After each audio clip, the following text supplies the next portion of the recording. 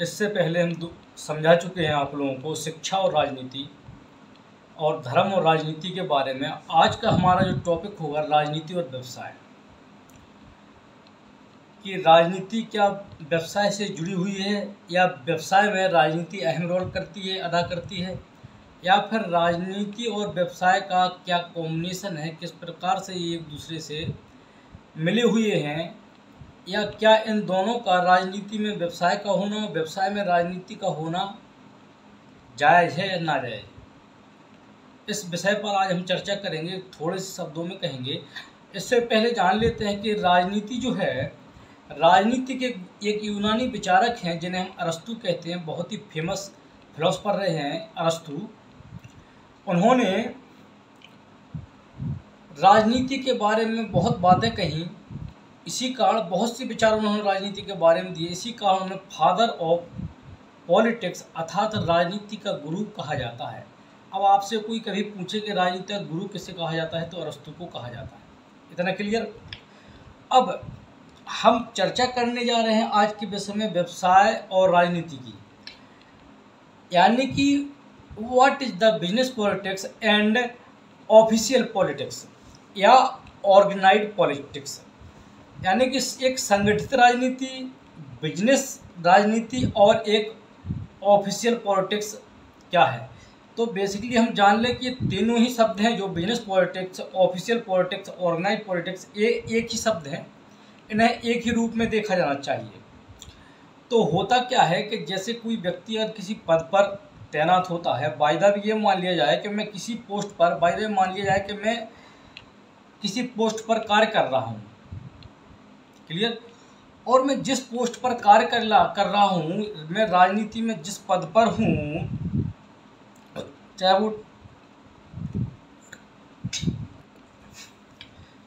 वो पद पीएम का हो, सीएम का हो, या फिर एमएलए का हो, एमपी का हो, या फिर राजनीति में कोई भी पद हो। और राजनीति के अलावा यहाँ एक चीज़ और समझना चाहिए कि आप किसी विभाग में अगर कार्यरत हैं, चाहे वो डीएम हो, पीएम हो, सीएम हो, या यानी अगर कोई भी पोस्ट ऐसी हो जिस पर आप कार्यरत हैं, अगर आप अपने पद का उपयोग स्वयं को लाभ पहुंचाने के लिए करते हैं और आपके साथ जो सहयोगी लोग हैं, जो आपके साथ जुड़े हुए हैं, अगर आप अपने पद के द्वारा उन्हें भी अगर इलीगल तरीके से अगर आप क्या करते हैं, लाभ पहुंचाते हैं, तो इसे ही हम एक बिजनेस पॉलिटिक्स के रूप में जानते हैं, क्लियर। तो हम कह सकते हैं कि इसे एक बिजनेस पॉलिटिक्स है। और ऐसा भी होता है कि अगर आप अपने पद के साथ साथ किसी सोशल नेटवर्क जिसका आपको इंचार्ज बनाया गया है, कोई भी सोशल नेटवर्क हो, अगर आप उस सोशल नेटवर्क के इंचार्ज हैं, आप अपने सोशल नेटवर्क का प्रयोग भी अपने लोगों को और स्वयं को लाभ पहुंचाने के लिए करते हैं, तो इस प्रकार की पॉलिटिक्स को ही बिजनेस पॉलिटिक्स कहा जाता है। यानी कि यहाँ से एक बात क्लियर होती है कि जब कोई व्यक्ति जिस पद पर होता है राजनीति में, अगर वो अपने कार्यालय का प्रयोग, जिस पद पर वो है, पद होगा तो पद के लिए एक ऑफिस होगा, अगर वो उस ऑफिस के भीतर कुछ ऐसे परिवर्तन करता है जिससे कि लाभ सिर्फ उसी व्यक्ति को पहुंचे जो उस पद पर बैठा है, तथा साथ में उसके जो सहयोगी हैं व्यक्तियों को उसे ही लाभ पहुंचे, उनके सहयोगियों को, अगर वो ऐसे परिवर्तन करता है, तो इसे हम बिजनेस पॉलिटिक्स या ऑर्गेनाइज्ड पॉलिटिक्स कहते हैं, ठीक है। जैसे एक उदाहरण के रूप में वर्तमान में बहुत ही चर्चा का विषय बना हुआ है इलेक्टोरल बॉन्ड, इसे भी हम इस उदाहरण के रूप में समझ सकते हैं। दूसरा, इलेक्टोरल बॉन्ड के माध्यम से कई राजनीतिक पार्टियों ने चंदा इकट्ठा किया, तो अब क्या किया, कैसा नहीं किया, इस पर तो सुप्रीम कोर्ट का जो निर्णय आएगा वो है निर्णय हम लोगों को मान्य होगा। लेकिन वर्तमान समय में अगर जो वाद विवाद का विषय है, इसे उदाहरण के रूप में हम समझ सकते हैं। दूसरा, जैसे सीबीआई, आजकल जो सीबीआई है, ईडी है, इन पर अंजाम लगाया जाता है कि एक सरकारी तंत्र के रूप में ये विपक्ष के खिलाफ कार्य कर रही हैं। अब ये विपक्ष के खिलाफ कार्य कर रही हैं कि नहीं कर रही हैं, इसका निर्णय तो कोर्ट या सुप्रीम कोर्ट करेगा। इसका निर्णय करने वाले हम लोग कोई नहीं होते हैं। लेकिन हाँ, अगर ऐसा है कि अगर ईडी और सीबीआई का प्रयोग अपने विरोधियों को दबाने के लिए या स्वयं को लाभ पहुंचाने के लिए कोई व्यक्ति करता है तो फिर इसे हम बिजनेस पॉलिटिक्स और ऑफिशियल पॉलिटिक्स या ऑर्गेनाइज्ड पॉलिटिक्स के रूप में जान सकते हैं। इस प्रकार से एक आज हमने जाना कि व्यवसाय में राजनीति का एक अहम रोल है और राजनीति में व्यवसाय का एक अहम रोल है, क्योंकि आजकल दोनों इतने एक दूसरे से करीब आ चुके हैं। राजनेता और बिजनेसमैन एक दूसरे से इतने घुल मिल चुके हैं कि बिना इन दोनों के किसी भी देश हो, कोई भी देश हो, किसी भी देश का भविष्य उसके राजनेताओं पर डिपेंड करता है और साथ साथ में वहाँ की आर्थिक स्थिति पर डिपेंड करता है, अर्थव्यवस्था पर डिपेंड करता है। और आप सब लोग जानते हैं कि अर्थव्यवस्था हमेशा ही उद्योगपतियों के हाथ में रहती है। तो इसी प्रकार से आज हमने समझा कि राजनीतिक व्यवसाय और राजनीति में व्यवसाय का क्या रोल है और राजनीति और व्यवसाय क्या है। इसीलिए अरस्तु कहते हैं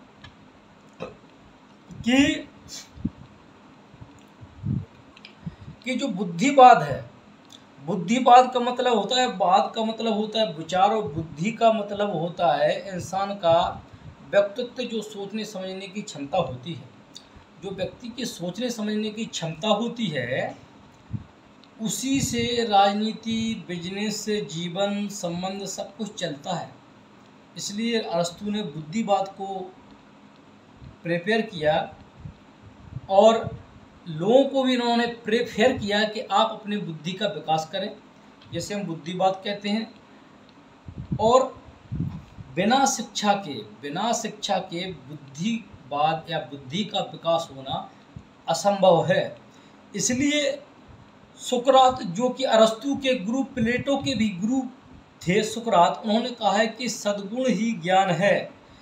सद्गुण ही ज्ञान है। अर्थात अगर आपको एक अच्छा व्यक्ति और अपने अंदर अच्छे गुण अगर समाहित करना है तो उसके लिए ज्ञान का होना परम आवश्यक है। और हाल ही में माननीय श्री अंकित अवस्थी सर, जो कि अपनी पाठशाला के नाम से चैनल चलाते हैं, यूट्यूब चैनल, और अंकित इंस्पायरेशन इंडिया के नाम से चलाते हैं, उन्होंने हाल ही में एक सेशन किया है कि जो यूपीएससी है यह टाइम वेस्ट है या टाइम वेस्ट नहीं है। तो कृपया करके इस सेशन को देखिए, बहुत ही अच्छा सेशन है और मैंने भी आज इसे देखा है, क्योंकि किसी भी देश में शिक्षा का होना बहुत ज़रूरी है और उसमें अच्छी तरीके से समझाया गया है कि क्या कारण है, शिक्षा किस प्रकार से होना चाहिए। उसमें जो 2 लाइनें लास्ट में उन्होंने कही मुझे बहुत ही अच्छी लगी। उन्होंने कहा है कि राजनीति अपनी जगह है, लेकिन दिल्ली में जो अरविंद केजरीवाल ने जो स्कूल का जो मॉडल डेवलप किया था एजुकेशन का, उस प्रकार से सरकार किसी भी पार्टी की हो, किसी पक्ष की हो, चाहे किसी भी दल का राजनेता किसी देश का शासक बने, उससे हम लोगों को कोई लेना देना नहीं है। हम टीचर हैं जो हम ये चाहते हैं कि देश में एक एजुकेशन का विकास हो। और वर्तमान सरकार जो सत्तारूढ़ है और जो आने वाली सरकार है, वो सरकार एक देश में एक एजुकेशन की इस प्रकार से पॉलिसी लाए कि जिस प्रकार से गवर्नमेंट कॉलेज जो दिल्ली में है उनका मॉडल संपूर्ण